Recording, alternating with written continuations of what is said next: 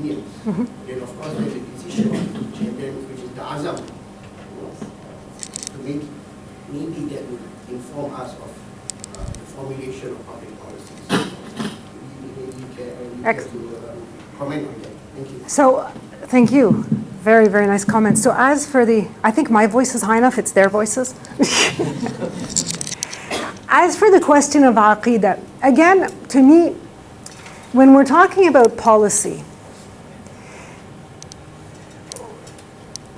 I wouldn't go below a moral consensus in society towards aqidah only because governance involves diverse people, and it should accept a peaceful governance accepts pluralism and diversity.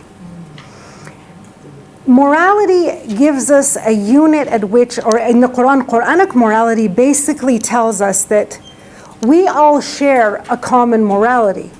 So every human has a light. But the believer in the Quran has two lights. But it's not that non-believers don't have any light. They still have a light. It's just that in the Quran, believers have a double illumination because there's some things we can't reach with that common morality. Aqidah, I think, is a very important concept if we're talking about fiqh or if we're talking about religious studies, but not if we're talking about policy. I wouldn't go that deep as a policy maker. I would want to understand the morality of a society, the pulse of the nation. I would want to accept different moralities because there's different truths in any society. In policy, for instance, we know that your position will be dictated by where you're standing on the map. This doesn't mean that the basic of morality changes, but you can argue for something based on your starting point. We can have the same starting point, we're just expressing it differently, we're articulating it differently. We want to get to that objective differently. But on a very fundamental level, the Quran tells us we have an equal basis as human beings. So that would be my comment on that. As for of course, today, half an hour, I can't talk about the details of, for instance, what I wrote in the book about detailing epistemic communities and how decisions are made and their worldview. I don't take the traditional consultation model that has been expressed in a lot of the Islamic literature only because I don't think Shura is consultation only. I think Shura is collective decision making, and Shura is also, in my opinion, very mandatory, given the Quranic injunctions to pray and believe in God that actually come with it. So it is not the typical explanation. The Queen has no role, to be honest. No, it doesn't. The Queen doesn't have a leadership role. That's why I said it's an indirect democracy. The decisions are not made by a queen. I hate to say that because I'm a woman. I'd love to say that the Queen makes all the decisions. But the truth is, in a honeybee swarm, the Queen doesn't make decisions. The decisions are actually negotiated, danced, that the bees come back from their independent investigations and they dance their way into more and more and more votes. And the decision is finally taken. Scientists don't fully know when something called quorum is reached. It's not consensus, because consensus would take way too long. Quorum is a threshold at which point the bees make a decision, but they don't have consensus yet. And they begin warming up their wings to move in the direction of the decision and then achieve consensus while they're doing that. So there's lots to be said about that. And really a half hour doesn't do justice to the marvel of the allusion in the Quran or to what I've written about epistemic communities. I hope that a little bit satisfies.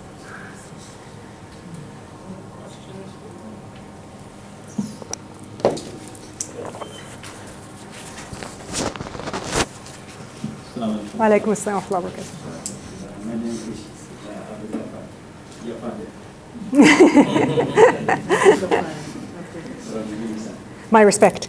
Thank you very much. We use this framework a lot when we discuss about the economics. Not only economics, but also in finance. especially when we introduce the Islamic finance, so we need to look into this framework when we discuss the Islamic economics or Islamic finance. Whether we will adopt that here, I can hear. Can you put the mic up so I can hear? Yeah. We adopt this framework in Visa. Yeah. Where we want to relate this what the economic with the Sharia. Even the redefinition of those 6 elements, Yeah. we come up with different indicators, okay, to measure the economic development based on the Sharia. Okay. Maybe UBD can learn from Visa. But the important thing here is on this policy framework, okay? Because we have a policy, and then we have the objective. So where is the instrument? Where is the tools? Where is the place of the instrument and the tools? Okay? This is my first question. Just now you mentioned about the governance. The governance should be a universal, right? Should come up from the universal approach. You mentioned that when you asked the question from brothers behind me. But actually it should start with our state constitution, right? The governance. Because state constitution define the framework, okay, the public policy framework. Okay? I give you the example. The Brunei State Constitution. Okay?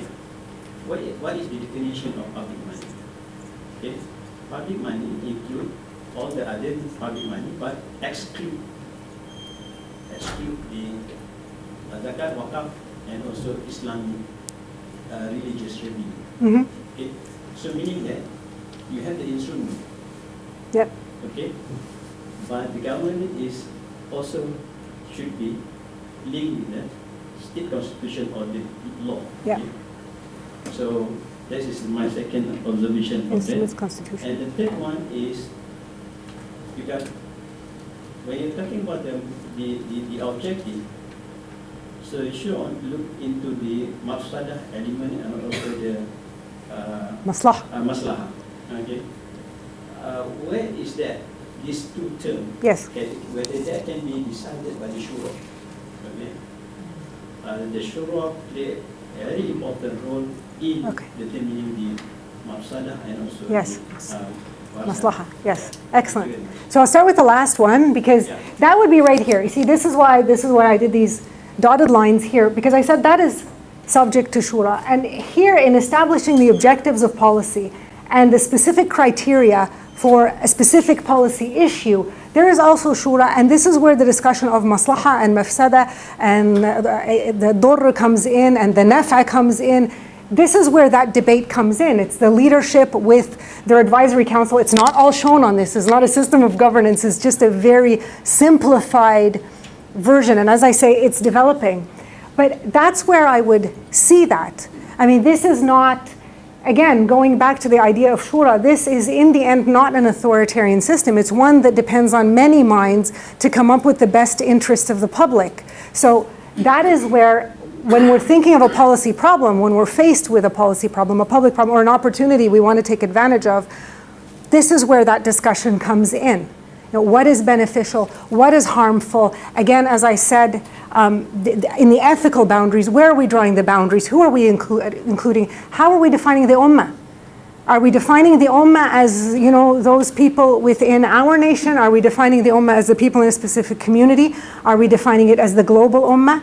Are we defining it to include non-Muslims? Are we defining it to include animals? The Quran refers to animals as al-ummam as well.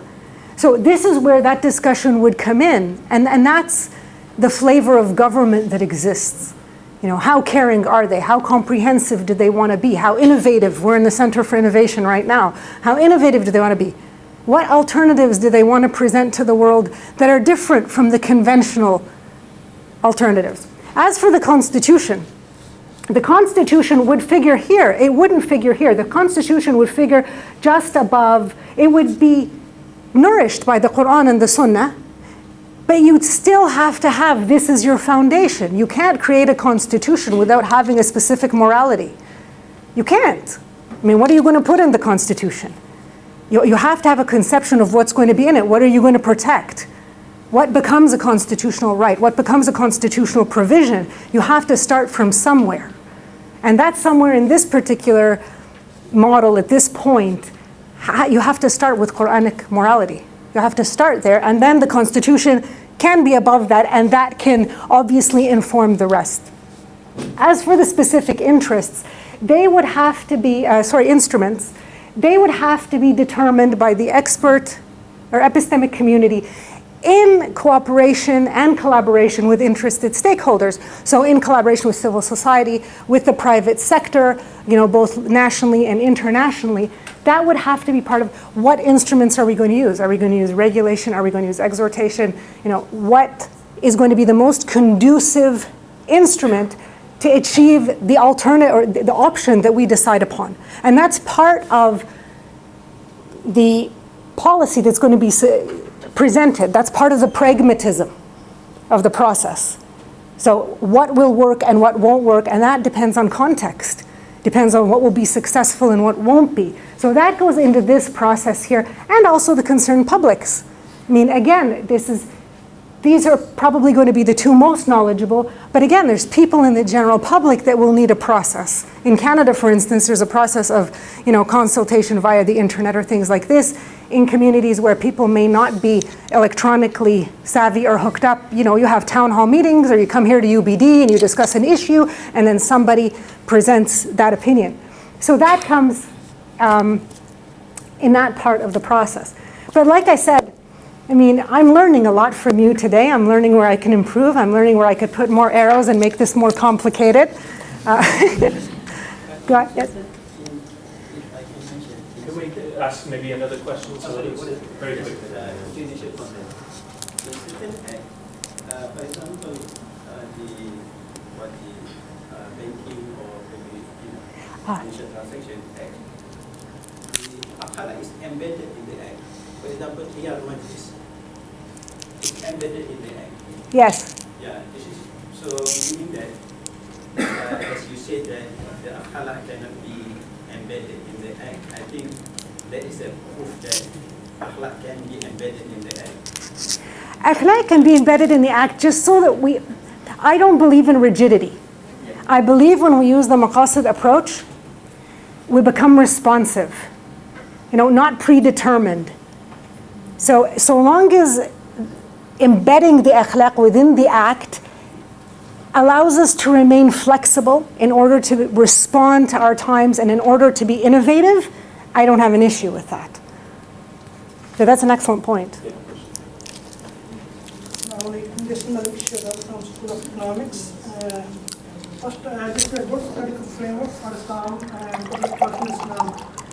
But what I'm saying and my comment is that rather than we are going to adopt or establish new theoretical framework, why we are not looking the existing models, existing things in the Islamic countries, and what reform we are going to develop in order to make these all practices in Maqasid Sharia.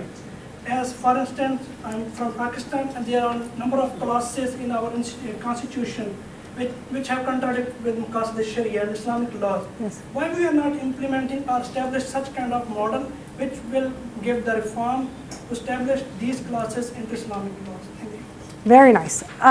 They're not mutually exclusive. We can do both at the same time. We have to do both at the same time. So we have to look at what exists. First of all, I love the fact that there's economists here, because one of the greatest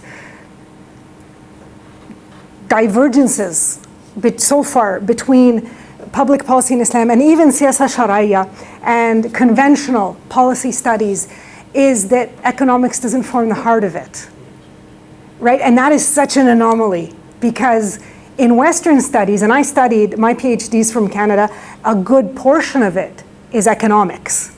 I mean, if you study policy anywhere in the Western world, you're studying economics as the primary discipline that motivates and that dictates and that you have to understand and, struggle against in many cases. We're not seeing that in the Islamic contributions, and we need to fix that. We need to fix Islamic finance and economics first, and then potentially, not necessarily, make it an important aspect of public policy in Islam. What you just mentioned is extremely important. We can do both. First of all, we have to begin building theoretical frameworks and models in public policy in Islam because they're simply not there. To say that we have systems, we know the maqasid, how do we address the gaps? It's not mutually exclusive. We can do that, but we have to do this. And this is why, really, I started with the very basics. I didn't jump into looking at a policy area or analyzing, as you said, specific world examples and then saying how far are they from maqasid. Because the first step we have to do is say, what does maqasid contribute to public policy in Islam? What should the overall system look like? And then how can we hopefully change reality? How can we push real systems to respect at least some of the tenets of what we know the Quran and Sunnah tell us about policy and governance in Islam? So, thank you. Okay, our time's up. Join me in thanking Dr. Basma for a Thank you very much. Wednesday afternoon is IPS seminar afternoon, so please keep your eyes peeled for the rest of this semester as we resume for more interesting topics. So thank you very much for coming along today. Thank you so much.